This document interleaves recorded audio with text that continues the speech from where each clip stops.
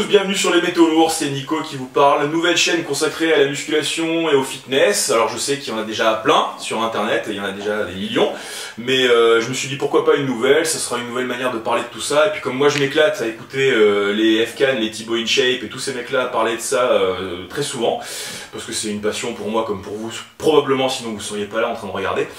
Eh ben, je me suis dit, pourquoi pas apporter ma modeste contribution et ma pierre à l'édifice. Alors pourquoi j'ai voulu vous parler de muscu? Bah tout simplement parce que c'est devenu avec le temps une passion, hein. Ça fait 5 ans que j'ai commencé à faire ça maintenant, en plus de la batterie, c'est pour ça que vous voyez qu'il y a une batterie derrière moi, hein. Ça par contre ça fait plus longtemps hein, que j'ai commencé. Ça fait des dizaines d'années maintenant, ça fait 25 ans que je pratique l'instrument. J'ai décidé de vous parler de ça parce que j'avais besoin moi de me livrer, ça me fait quand même du bien de parler de ça. À quelqu'un qui m'interrompt pas, donc à une caméra, parce que c'est une sorte de psychanalyse et c'est vraiment un...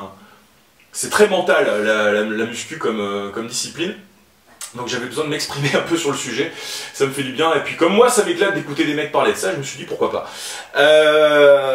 Alors, comment j'ai commencé? Dans l'épisode 1, je vais quand même vous expliquer pourquoi et comment j'ai commencé la muscu. Bah au début, je voulais pas franchir le pas de la porte d'une salle de muscu parce que je me suis dit je vais tomber sur tout un tas de gros cons qui vont me juger, qui vont me regarder de haut en bas et qui vont dire mais c'est qui ce mec, il est gros, il est gras, il est pourri, qu'est-ce qu'il vient faire là? C'est vrai que quand j'ai commencé je faisais pas loin de 110 kg pour 1m88, alors j'étais pas musclé du tout, hein. Enfin j'étais un grand type un peu gros quoi. Et j'avais besoin de retrouver un petit peu confiance en moi, j'avais beaucoup de complexes physiques, je me disais putain ça craint, qu'est-ce que c'est que ça? Je suis pas du tout taillé comme je pensais que j'allais l'être quand j'avais 12 ans et que je rêvais de ressembler à des catcheurs ou à Schwarzenegger. C'était pas du tout le résultat obtenu par l'évolution normale de la croissance. J'étais arrivé à un stade où je ne me plaisais pas du tout et ça nuisait pas mal à mon esprit. Je me plaisais pas quoi. Je me détestais, je me regardais dans la glace et je pouvais pas me supporter. Bon, ça n'a pas beaucoup changé. Mais ça va quand même un peu mieux parce que j'ai l'impression d'agir dessus, donc ça c'est quand même primordial. J'ai franchi le pas de cette porte, salle de muscu, en 2012, je crois maintenant. Et là, j'ai été très surpris parce qu'on m'a pas du tout jugé, on m'a aidé. On m'a dit, ah bah non, mais viens, tu verras, ça va être cool, tu vas bien t'amuser ici, tu vas t'entraîner, tu vas découvrir cet univers-là, et nous, on va t'aider. Alors nous, c'était des coachs qui étaient hyper sympas à l'époque, qui sont toujours des copains maintenant. Et ça s'est super bien passé. Alors, je tiens à dire à tous ceux qui hésitent à franchir le cap, il faut se prendre par la main, il faut oser en fait, parce que les gens qui sont dans les salles de sport, ils ont tous un point commun avec vous, ce sont des gens qui ont franchi pour la première fois un jour le seuil de la porte, et qui se sont sûrement posé la question eux aussi, est-ce qu'on va me juger, est-ce qu'on va me prendre la tête, est-ce qu'on va passer des heures et des heures à me donner des conseils dont j'ai rien à foutre, et que j'ai pas envie de suivre parce que j'ai envie de m'entraîner tout seul, j'ai pas envie d'avoir un coach qui m'explique, ça me gonfle. Bah pas du tout, pas du tout. C'est pas du tout comme ça que ça se passe. La salle de sport, c'est un endroit où on va tout seul, même si on est accompagné avec des gens, c'est un sport qui se pratique seul. La souffrance est individuelle, le rapport à l'effort est individuel, l'envie de se dépasser, tout ça c'est individuel. C'est un sport qui se passe tout seul, et c'est un sport où il n'y a pas de match, il n'y a que de l'entraînement en fait. Et donc l'entraînement, c'est très mental, c'est très personnel, c'est vraiment très personnel, c'est vraiment un chemin initiatique. Enfin, moi, c'est l'opinion que j'en ai. Et c'est un chemin initiatique qui m'a énormément plu tout de suite. C'est-à-dire que je m'y suis mis, j'ai découvert ça, j'ai découvert la souffrance, mais j'ai aussi découvert les résultats, j'ai découvert les courbatures, j'ai découvert la contraction, tous ces trucs-là dont je vais vous parler au fil des vidéos. On s'y fait très vite, on s'y habitue et on aime ça. On aime ça. D'ailleurs, j'ai un petit mot pour mon premier coach qui est Johan, qui m'avait dit apprécie la douleur. Je trouvais ça hyper bizarre au début, puis finalement j'ai rapidement compris en fait que ouais, effectivement la douleur s'apprécie.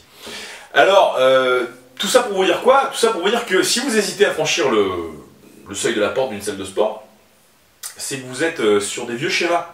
Parce que moi par exemple j'habite sur la Côte d'Azur, hein, donc quand même un endroit de France où il y a une concentration de gros cons vachement étendue, et je me disais putain mais quand même on est sur la côte là, il y a tous les pires kékés de France.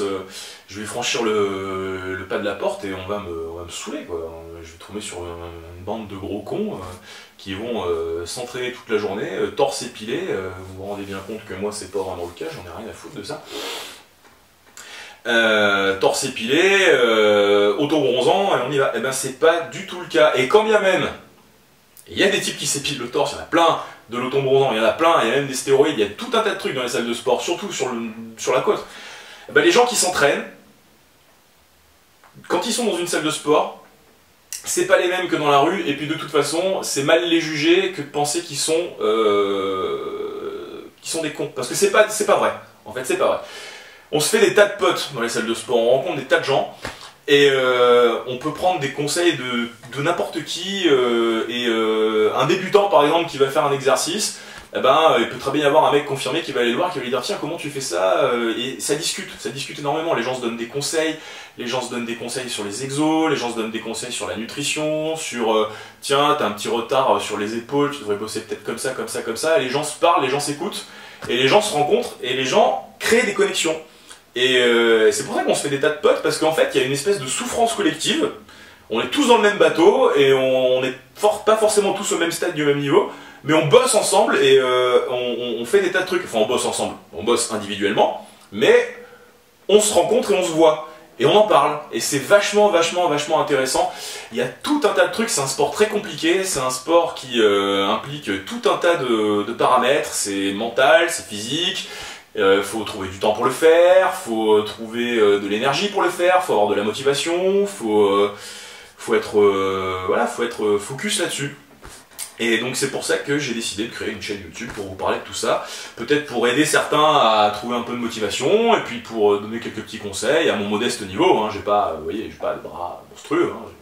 J'ai pas des bras de 60, on va se détendre, mais ça fait quand même un certain temps, j'ai maintenant une petite expérience, j'ai trouvé le moyen de ne pas peser 150 kg en mangeant à peu près correctement, donc je me suis dit bah, pourquoi pas parler de ça, et faire quelque chose pour les gens qui sont comme moi j'étais il y a 5 ans, qui se disent tiens j'aimerais bien m'y mettre, ou je viens de commencer mais j'aimerais bien qu'on m'explique 2-3 trucs. Bon, il y a des tas de gens qui le font, et ben un de plus c'est pas forcément un de trop, donc bah écoutez, je vous souhaite à tous bienvenue sur les métaux lourds. Et pour la deuxième vidéo qui sera l'épisode 2, et ben on va aborder un sujet, on va aborder un sujet qui pour moi est très important. Le meilleur moyen de ne pas faire une séance pourrie, et selon moi, le meilleur moyen de ne pas faire une séance pourrie, je remercie mon pote Jordan de m'avoir donné ce conseil il y a maintenant un petit moment, parce que ça a changé ma vie de mec qui va à la muscu, c'est d'avoir un carnet d'entraînement, parce qu'avec le carnet d'entraînement, bah, tu sais ce que tu vas faire, et tu sais ce que tu as fait la fois d'avant, et donc tu progresses. Allez, merci à tous, et on se retrouve dans l'épisode 2.